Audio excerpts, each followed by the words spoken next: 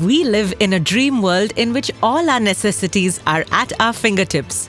The gig economy provides us with a way to commute from one destination to another, eat the food we like every single time, buy groceries, clothes, electronics, and many more. They can help you clean your house, give you a haircut, or a massage anytime you wish. So the gig economy is your maid, driver, and courier service all rolled into one. Welcome to the world of platform-driven gig economy.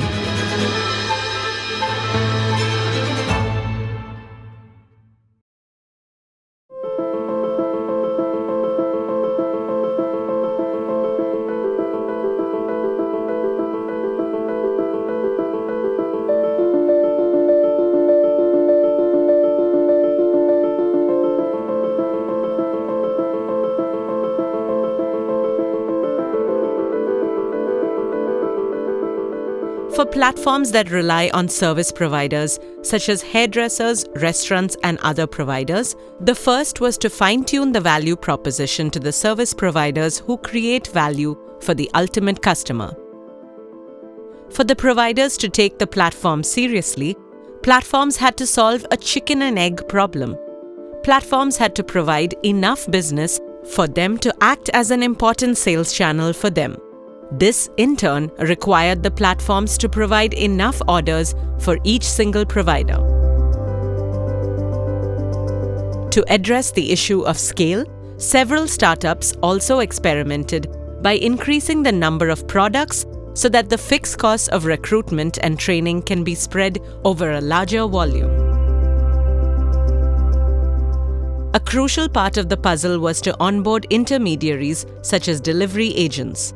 And even for these intermediaries, scale was an important factor, as were other work attributes such as flexibility. The underlying value proposition that platforms offered was based on going beyond traditional employer-employee relationships to provide flexibility and autonomy. This value proposition resonated with many. Over the past few years, platforms brought in many informal workers online and created unique opportunities for India's population. Many can now find on-demand work through apps-driven platforms. –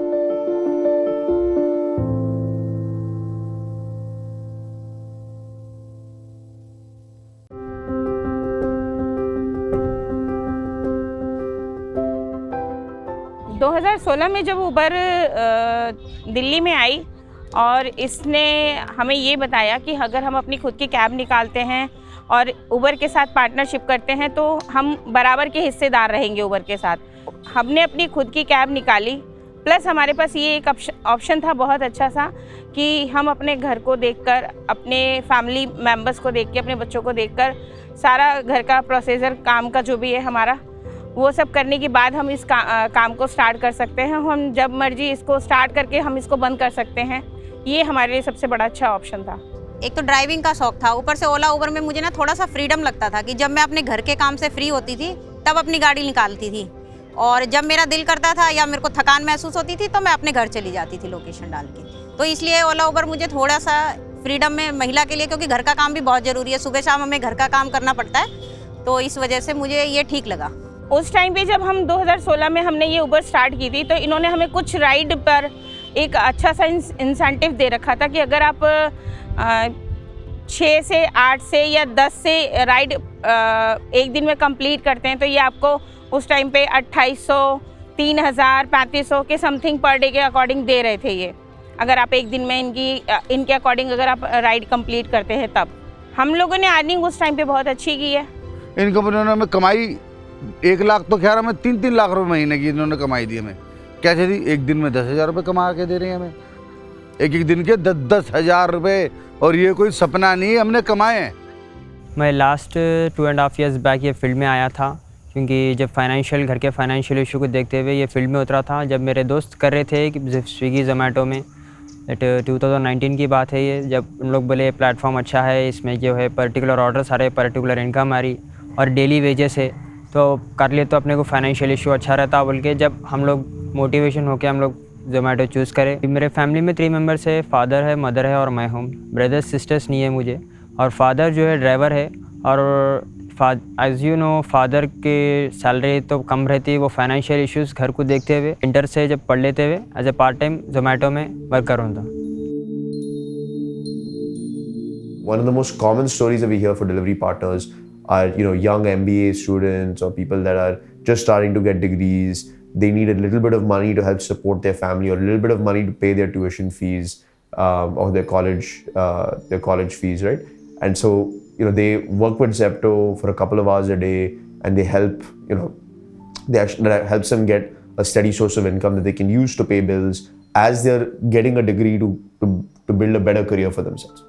Right, and so we look at the gig economy as something that is positive in helping drive that mobility. Right, like if I can get easy access to good, decent work and make money flexibly, right, then I have the ability to actually use that as a source of income to fund some of the socioeconomic mobility steps that I need to do, like education, like supporting my family, etc. Now, the gig economy grows in two ways. One is that new sectors are coming up. There are new sectors that comes up, and the second is that traditional sectors getting converted from being traditional conventional mode of work to gig type of economy as such. The big advantage that India has is that it has large number of workers. That's a big advantage. So any type of employment you talk about, we have a large number of workers. That's a big advantage. Now the second big advantage is this, that all these workers whom we are considering as part of this thing, most of them, they are now having some level of education. People with some level of education in large numbers are available in this thing. And therefore, simply because of the fact you have a large supply of such labor available in the Indian economy, it gives a potential for such gig economy to thrive, which may not be there in other economies. That's one big thing that we can see. The second thing, what is the other option that workers have? That's another problem. I mean, it is sad to say this thing, but people don't have other options. If you look at the options other than gig type of work, it might be casual forms of labor where people will not be interested at all to do at all. So gig becomes a kind of a single option for many, especially student population who would want to do any type of job. This might be the only option that is available.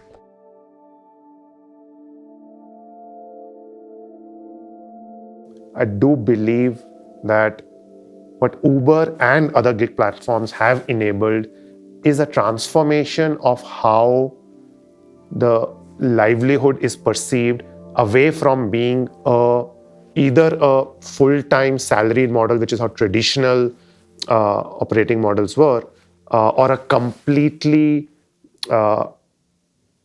individual contractor model. What Uber and other platforms are able to do is provide the flexibility to people. So for example, Uber supports flexibility by letting people choose to drive when they want, whichever days of the week, whichever time of the day.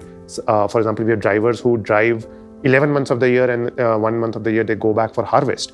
There are drivers who drive only on weekends. There are drivers who choose to drive only on night, because in the daytime, some of them might be attending a college, might be doing some other vocation. From an earning standpoint, the earnings have continuously increased on our platform. So we currently have partners who are making almost 40,000 rupees per month. The average is about 25,000 rupees a month. And I think, and this is netting off for everything. This is not the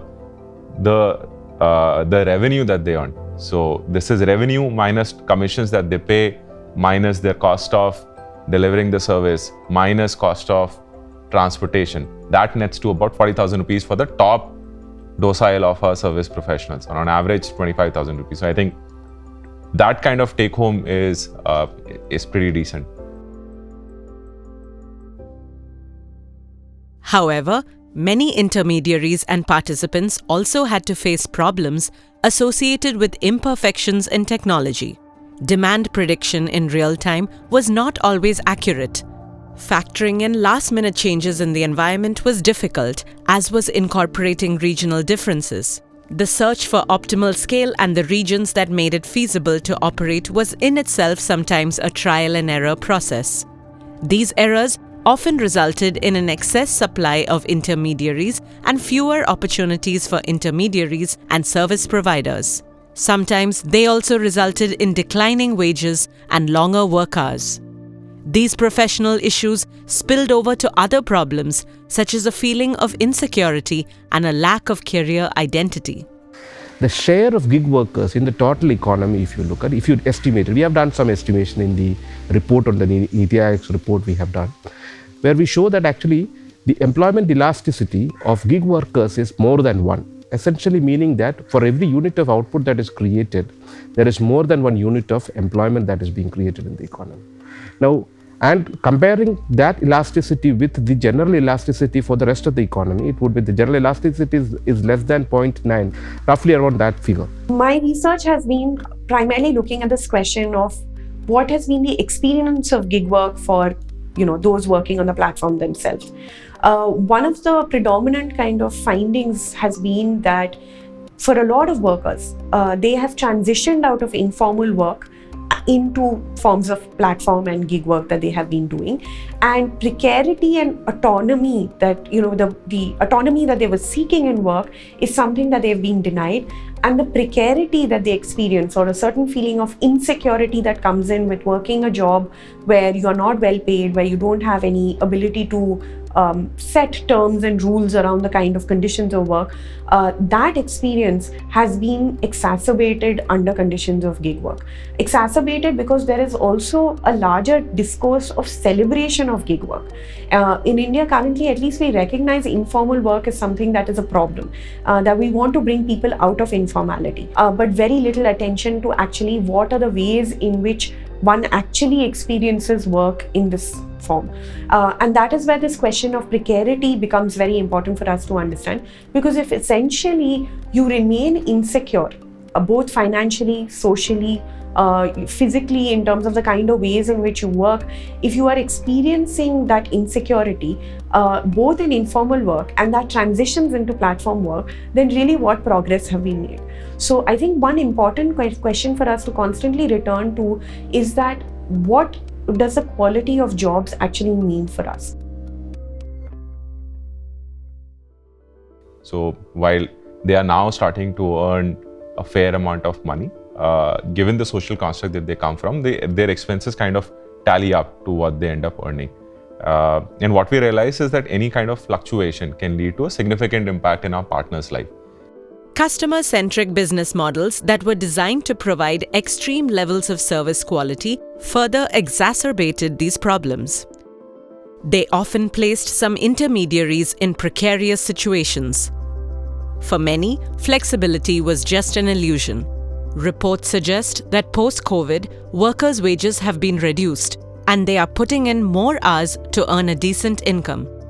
Gig workers started mobilizing across the country to shed light on critical issues such as fluctuating wages, lack of social security, unfair treatment, overtime work, algorithmic controls, and occupational risks. Delivery executives are often faced with the time crunch. They need to deliver services or products in a stipulated time, and they're governed by algorithms. So that can lead to high stress for these workers. It sometimes we know that it can sometimes even lead to accident. जैसे कि ओला, Uber companies आप देख रहे होंगे, साथ ही साथ Swiggy, Zomato, Amazon, Flipkart company जैसे जो है ड्राइवर्स और डिलीवरी बॉय पे बहुत सारी इन लोग की मेहनत चोरी हो रही थी, और इन लोग के वर्कफोर्स बढ़ रहा था एक तरफ से इंसेंटिव का स्ट्रक्चर कम हो रहा था, इनके ऊपर बहुत सारा प्रेशर था। जब हम लोग आपस में मिलजुल के नहीं लड़ने से पहले स्टेट वाइज हम लोग तो अपने कार्रवाई करते थे, मगर हासिल नहीं करते थे, क्योंकि उस एक स्टेट, एक यूनियन, एक एसोसिएशन का ही पार्ट रहता था। तो एक अम्ब्रेला बना के हम लोग ने जंग स्टार्ट किया जाग चेयरमैन से, तो वहाँ से हम लोग ने सक्सेस पाया। 2019 में हम लोग ने पैन इंडिया में बहुत सारे स्टेट्स एक जगह जुड़ के जो है आईफैट बनाने की कोशिश की, और इसके अंदर सफल थे हम लोग। आईफैट एक रजिस्टर यूनियन है हमारा। अभी तक 20 सिटीज़ में हम लोग एक्टिव पार्टिसिपेशन कर रहे हैं, डिफरेंट सिटीज़ में, जहाँ पे ओला, उबर है, एग्रीगेटर कंपनीज़ कहाँ पे है, उन लोग के ऊपर क़ानूनी तौर पे उन लोग के हक़ के लिए हम लोग ड्राइवर्स और डिलीवरी बॉयज़ के ऊपर जो परेशानी में है, जो तकलीफ़ उठा रहे, उनके हक़ दिलाने के ऊपर हम लोग ने बुनियाद बना के रखे, और स्टेट वाइज भी लड़ रहे हैं और सेंट्रल वाइज भी लड़ रहे हैं।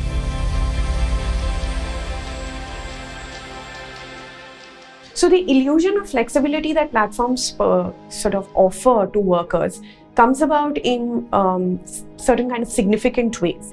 For instance, most platforms will stipulate that you have to work on weekends because weekends are the peak time for any kind of service delivery platform. So whether you are an Uber driver, whether you are a Zomato or Swiggy delivery person, whether you are working on UC, you are going to be told that Saturdays and Sundays are peak times, so you cannot take leaves on those days. So that automatically sort of sets in place one kind of barrier to your flexibility.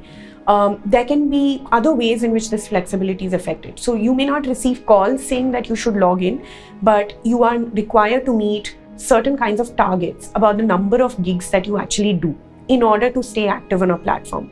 So the moment that those targets are set for you, they become another external constraint that act on you. Unless you meet those targets, you are either going to find yourself getting a poor rating. If you get a poor rating, there is a likelihood that you get fewer gigs that are sent your way. The fewer gigs, of course, the lesser the amount of money.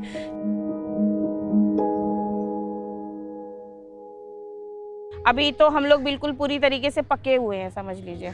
आप देखेंगे हम 10-10 kilometre चले जाते हैं, 12-12 kilometre चले जाते हैं। उस 12 किलोमीटर की राइड को लेने के लिए भी हमें 5 किलोमीटर खाली जाना पड़ता है। और अगर हमारे ये 4 किलोमीटर और ये 12 किलोमीटर अगर आप जोड़ेंगे तो हम 17 किलोमीटर राइड करने के बाद भी हमें 150 रुपये पूरा नहीं मिल रहा है सर। क्योंकि अगर हम गर्मी में चला रहे हैं तो उसके लिए हमें AC ऑन रखना पड़ता है, और AC अगर हम चला रहे हैं तो उसमें हमारे पेट्रोल की भी खपत है, प्लस हमारी CNG की भी खपत है, प्लस हमारा इंजन जो ज़्यादा काम करता है, क्योंकि वो ना ही तो उस कंडीशन में हम बंद कर सकते हैं और ना ही वो, तो उसमें हमारे ऑयल की सर्विस, इंजन सर्विस, ये सारी चीज़ें हमारी बढ़ जाती हैं सर।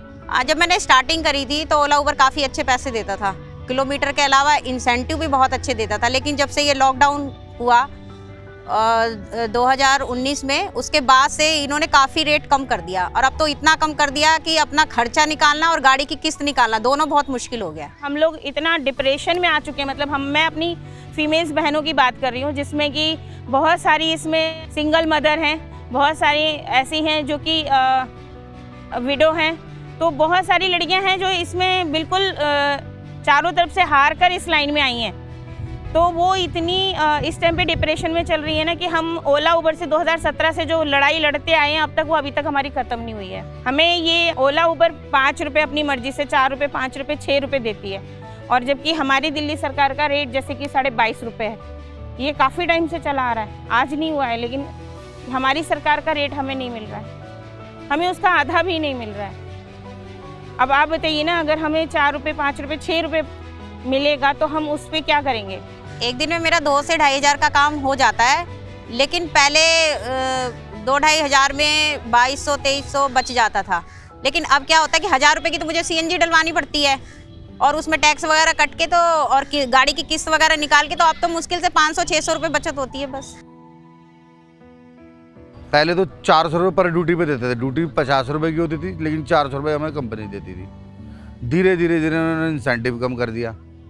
इंसेंटिव कम करने के बाद इन्होंने एक मोटा इंसेंटिव चालू कर दिया कि आप 20 ड्यूटी करोगे तो आपको 18,000 रुपये मिलेंगे, आप 15 ड्यूटी करोगे तो आपको 15,000 रुपये मिलेंगे।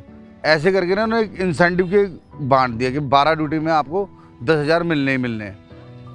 अब ये चीज़ों में लोग कमाने लगे, 6 महीने तक ये कमाया लोगों ने। उसके बाद इन्होंने गाड़ी अटैचमेंट करनी शुरू कर दी। आप एक गाड़ी लेकर आओ, आपको एक गाड़ी के साथ 10,000 रुपये आपको मिलेंगे, अटैच करवाने के 10,000 रुपये उस आदमी को मिलेंगे जो गाड़ी अटैच करवा रहा है 30 या 40 ड्यूटी करने के बाद। तो उन लोगों ने ड्यूटियाँ भी करने लगी, इसमें कुछ फ्रॉड भी चला। मैं जब स्टार्टअप हुआ था मेरा जोमेटो में, जब देखा गया तो डेली 800 to 1000 रुपीज़ जब कमा रहे थे, जब जो है फुली ऑर्डर्स आ रहे थे, इतना वेटिंग टाइम पे नहीं करना पड़ रहा था। अब के टाइम प्रेजेंट टाइम पे हम लोग एक ऑर्डर के लिए एक घंटा वेट कर रहे। पैसा कमाने के लिए हम लोग जो है बिफोर लॉकडाउन ही बेस्ट था, बिफोर पास्ट में हमारा, क्योंकि अब प्रेजेंट टाइम हम लोग को जब पैसा जब कमाने हम लोग निकले, अब प्रेजेंट टाइम एक जोन से जो है डिलीवरी बॉयज़, डिलीवरी सेक्टर से डिलीवरी पार्टनर्स बहुत हो गए। एक जोन में नियरली 200 to 300 डिलीवरी पार्टनर्स हो गए। तो जो उस वजह से क्या है, ऑर्डर्स रह रहे, बट ऑर्डर्स जो है इतने मेंबर्स को नहीं कर सकते। हमें जो है पर्टिकुलर 45 मिनट्स के अंदर डिलीवरी करना है ऑर्डर, तो हमें रेस्टोरेंट में हम लोग 30 मिनट्स वेट करें तो 15 मिनट्स में हम लोग कैसा डिलीवर करते। For example 10 kilometres drop location है कस्टमर का, तो हम लोग 10 किलोमीटर्स 15 मिनट्स में कैसा जाना।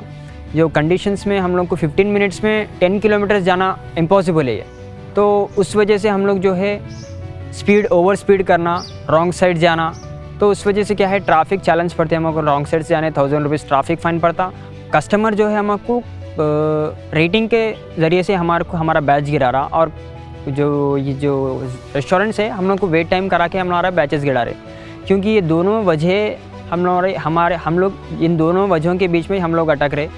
और एक मेन चीज़ इसमें बोलना है कि विदिन 45 मिनट्स में अगर हम लोग डिलीवरी नहीं कर पाते तो हमारा एक फर्स्ट ऑप्शन है जो हमारा बैच गिराते। अगर ये कंटिन्यू कर रहे हैं हम लोग विदिन 45 मिनट्स डिलीवरी नहीं कर रहे तो 500 रुपीज़ पेनल्टी डालते कंपनी वाले हम लोग। तो मैक्सिमम 8 to 10 आवर्स हम लोग वर्क करते, तो डेली 5 to 6 ऑर्डर्स हो रहे हैं हमारे, तो उसमें हमारी कमाई 400 हो रही, 150 पेट्रोल जा रहा, तो हम लोग को बच रहा क्या 8 to 10 आवर्स वर्क करने के बाद में हम लोग को 250 to 300 रुपीज़ इनकम है नाउ एट प्रेजेंट। कंपनी का ऐप तो सबके लिए है, मगर ये ऐप के अंदर वो जो फैसिलिटीज़ नहीं है जो ड्राइवर चाह रहा। जैसे कि ये सारे कंपनी ने कहा कि आप 40,000, 50,000, 60,000 रुपये पर महीना डिलीवरीज में कमाते थे। आज तक कभी वो डिलीवरी बॉय का सपना सच नहीं हुआ। आज भी अगर जो ऐड देखेंगे वो 60,000, 50,000 वाला ऐड हल्लू अब 35,000, 33,000 पे स्विगी जोमेटो का रेट बन रहा पर मंथ कमाने का। इसके अंदर फिर से कंपनीज ने पार्ट टाइम वर्कर बोल के 2,000 रुपया हफ्ते में, 3,000 रुपया हफ्ते में लेके जा सकते बोल के। ये डिलीवरी बॉय का सेक्टर का जो है पूरा सेक्टर, पहले बात तो फुल गवर्नमेंट से क्लियर नहीं कट कहा कि कंपनी ने जहाँ पे बेरोज़गारी है हम वहाँ पे रोज़गार बनाएंगे। उसके लिए बहुत सारे यूथ आप देखे होंगे डिलीवरी सेक्टर में हैं। आज बहुत सारे लोग पढ़ते हुए इंजीनियरिंग कर रहे, डिग्री कर रहे, इंटर कर रहे, वो पढ़ते हुए भी यहाँ पे काम कर रहे। यंगस्टर्स जितने भी लोग हैं पार्ट टाइम के अंदर, फुल टाइम के अंदर जॉब कर रहे।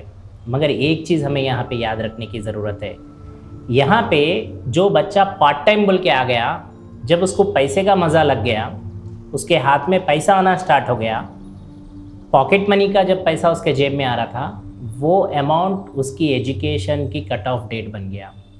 पढ़ाई के ऊपर कंसंट्रेशन कम करने लगा, स्कोर करने का कम करने लगा, बैकलॉग्स बहुत होते जा रहे। ये मैं नहीं, ये स्टडी रिपोर्ट्स बोल रहे हैं। तो मैं ये बोलना चाह रहा हूँ, जो आप पढ़ते सो बच्चे को पार्ट टाइम बोल के लगा के यहाँ पे जॉब दे रहे बोल के क्रिएट कर रहे, मगर वही पार्ट टाइम वाला बच्चा अपनी पढ़ाई खो जा रहा, अपनी स्टडी का जो हायर एजुकेशन स्टडी करने का है वो वहाँ तक ही रुक जा रहा, क्योंकि वो हालात पे जो पैसे बन रहे, पैसे के पीछे नो जो पार्ट टाइम का जॉब फुल टाइम करना पड़ रहा, फुल टाइम करे सो वाले भी जो है अपनी घर की रोज़ी रोटी नहीं कमा सक रहे। क्योंकि आप देखे होंगे टायर 1 सिटीज़ में पहले डिलीवरी बॉय एक रेस्टोरेंट पे 20 to 25 रेस्टोरेंट्स पे मिलते थे आपको। आज वही डिलीवरी बॉय वहाँ पे आप गए तो 100-150 लोग हैं। तो ये पॉसिबल है क्या? हमारे पास उतनी रोज़ी रोटी नहीं है, वहाँ पे उतना बिजनेस नहीं है, मगर हम लोग उससे बढ़ के जो है डिलीवरी बॉयज़ को तैयार कर रहे हैं। तो उसके वजह से जो डिलीवरी बॉय पहले पर डे 600 से 800 रुपये कमाता था, आज वही डिलीवरी बॉय 300 पे मजबूर हो गया। और आप इंसेंटिव कम कर दिए। पहले आप देते थे 35 रुपीज़ पर ऑर्डर, आज आप दे रहे 25 रुपीज़ पर order. The payment structure can be changed. So in the early days of many platforms in India, the payments were structured in a way that workers actually did enjoy a certain degree of flexibility. They did not feel the need to work very long hours. They were able to make a decent incomes by working, let's say, 7 to 8 hours a day. But right now what is happening is that if you are a full-time worker on a platform, unless you put in 14 to 16 hours a day, you are simply not making the kind of income that is needed for survival, right? So you, in order to make the same income that you did when you started on the platform, where 7 to 8 hours was sufficient, today you have to put in 14 to 16 hours a day.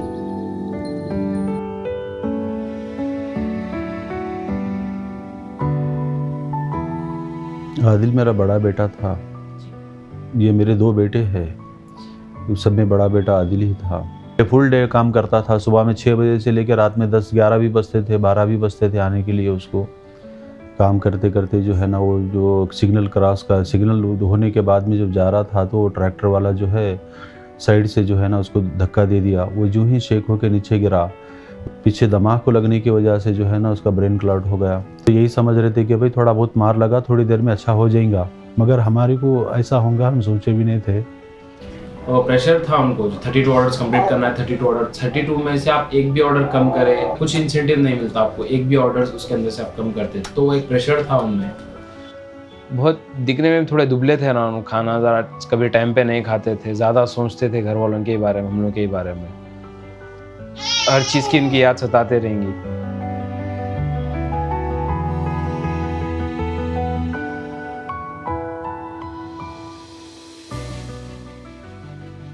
तो ये companies को हम multiple times demand कर रहे कि आप zone से हट के दूसरे जोन का बुकिंग मत दीजिए, हमारे जोन में हमारे को बुकिंग दीजिए।